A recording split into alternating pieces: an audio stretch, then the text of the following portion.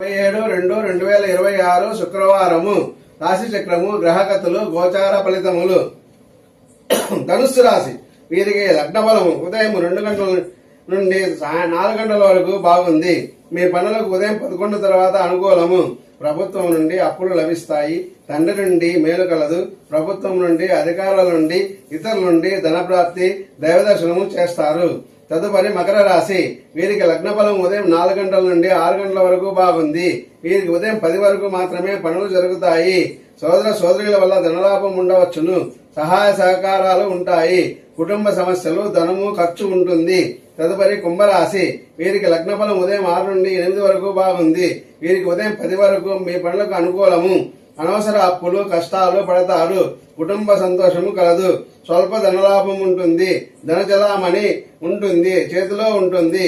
తర్వాత ఖర్చు జరుగుతుంది. మీకు ఇరుగు పొరుగు వారి వల్ల, సోదరుల వల్ల మేలు జరగవచ్చును. తదుపరి మీనరాశి వీరికి లగ్న బలం ఉదయం 8 నుండి 9:30 వరకు బాగుంది.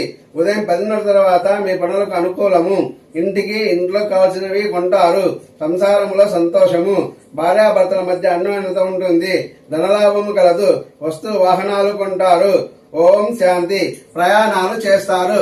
సర్వేజన సుఖినో భవంతు.